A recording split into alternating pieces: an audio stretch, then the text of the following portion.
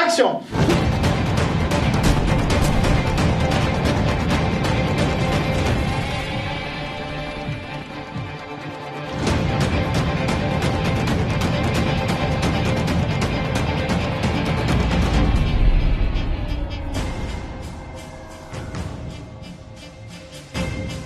Sur Détroit, on a eu énormément de tournages et la proportion, c'est à peu près 20% de tournage en performance capture, donc avec le facial et la voix, et 80% de tournage en body. À chaque fois que Kara va devoir gérer Todd, Connor qui va bousculer un preneur d'otage, ou Marcus qui essaye de grimper une structure, tout ça, ça s'appelle des cascades. Donc pour ça, j'ai travaillé avec 2 chorégraphes de cascades, Olivier Schneider et Patrick Vaux. Ils ont énormément apporté sur le projet et en fait, notre travail était énormément collaboratif.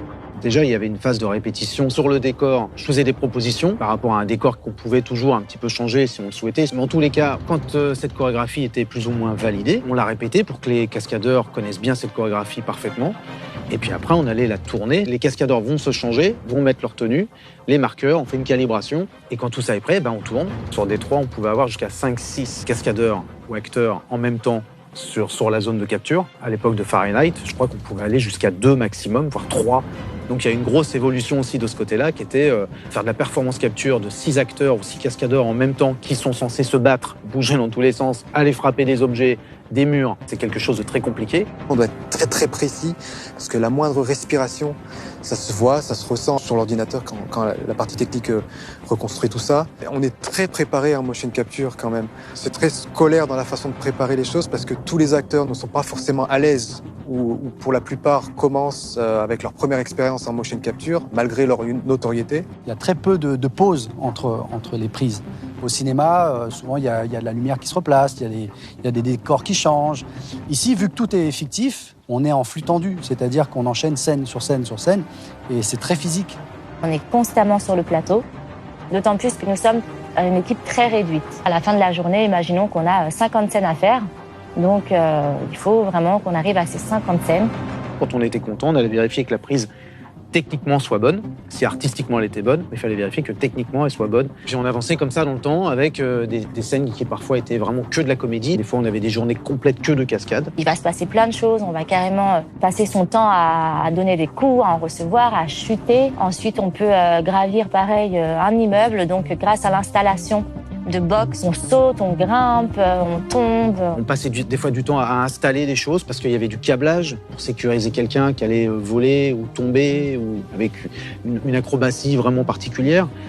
Donc vraiment, en fait, on fait le même travail que sur un plateau de cinéma, à une plus petite échelle, parce que tout se passe dans une seule et même pièce. Dans le jeu, on a une course-poursuite qui fait 600 mètres. Et il fallait tourner ça sur un petit plateau de 10 mètres sur 10 mètres. Il y a des parties que j'ai faites, il y a des parties que Chobel a faites. Et il a fallu, du coup, couper ça en petits tronçons et l'adapter. C'est-à-dire, on faisait un saut, hop, on coupait. On faisait une course, on coupait. Après, on faisait les sauts, on coupait. En fait, il fallait tout adapter, une grande course-poursuite dans un petit décor, en gardant la même dynamique. Donc, il y a une énorme sphère qui est l'imagination, qui fait qu'à travers ça et nos ressources, nos propres ressources, on va pouvoir animer et donner vie davantage à l'action. Une des scènes que j'ai vraiment apprécié faire dans Détroit, c'était une manifestation en fait. Donc il y avait énormément de monde dans le jeu, sauf qu'on l'a tourné à 5. Du coup on devait, pour les cascadeurs qui devaient tomber, créer plein de versions différentes. Donc ça demande beaucoup d'imagination et ça c'est génial de chercher, ça s'arrête jamais. C'est ça la motion capture en fait, c'est ça qui est bien. Mais c'est vrai que j'insiste là-dessus, autant qu'au cinéma on est totalement libre dans une chorégraphie, tant que ça marche à l'image et que ça raconte quelque chose, ça c'est super. Que là, même si la chorégraphie est super, même si ça raconte quelque chose, même si tout le monde trouve ça génial, on peut être bloqué par cet aspect jeu, ou alors c'est pas assez jouable, c'est pas assez clair en termes de jouabilité. Ça marcherait au cinéma, mais ça ne marcherait pas dans un jeu vidéo. À chaque début de scène, on avait un brief de David, comment il voyait la scène. Une fois qu'on avait ça, généralement, moi je m'asseyais avec Simon Vazelin, donc le lead game design, et on se disait, ok, on a les consignes, maintenant, qu'est-ce qui ferait que la scène raconterait la bonne chose. Le rôle du game designer sur ces séquences d'action, ça va être d'indiquer quelle va être la structure, combien d'interactions j'ai besoin. Typiquement, on va se dire, voilà, j'ai un combat entre Connor et un soldat. J'ai besoin que ça dure 30 secondes, 45 secondes, et je veux un choix pendant cette séquence d'action. On va travailler donc avec le chorégraphe et le réalisateur pour réussir à avoir une structure qui fasse sens, c'est-à-dire que les personnages vont se battre de manière réaliste, mais qui obéissent à ces contraintes de gameplay. C'est la grande différence avec un plateau de cinéma. C'est-à-dire que là, on a un metteur en scène, un chorégraphe, un game lead designer. Il faut que ces trois personnes-là soient d'accord pour que ça marche. Un cas typique, on a besoin que le joueur il ait le temps d'appuyer sur le bouton. Donc on a besoin que l'acteur découpe son mouvement. Si dans un film, les combats peuvent aller très vite, pour nous, on est obligé de demander aux cascadeurs de ralentir leur chorégraphie pour pouvoir avoir le temps de placer l'interface, la GU. Je pense le plus gros challenge, sur un film, vous avez une chorégraphie. Là, vous avez une chorégraphie et en fonction du choix que le joueur fait, chaque choix enclenche une arborescence de mouvements et de scènes derrière. Et nous, il faut qu'on les crée, tout ça.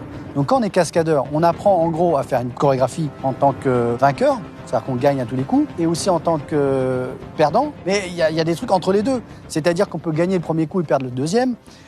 Gagner les deux premiers coups, ils perdent le troisième et quand même rebondir sur le quatrième, c'est un casse-tête pas possible. Ça va très vite. Des fois, on a à peine le temps d'enregistrer une chorégraphie qu'il faut déjà la désapprendre, et ça sur toute une journée et tout le temps en permanence. On est fatigué physiquement, mais aussi psychologiquement, parce qu'il faut beaucoup réfléchir. Au cinéma, on n'a pas besoin de réfléchir autant. En motion capture, ce qu'on va capturer, c'est les mouvements du corps. Et après, on va aller rajouter une texture de peau, de regard, tout ça. Mais avant tout, c'est le langage du corps. Et au final, on a réfléchi en se disant, prenons des cascadeurs qui jouent la comédie. La nouvelle génération de cascadeurs, aujourd'hui, va prendre des cours de théâtre, va faire de l'acting, parce qu'ils ont compris que c'était important.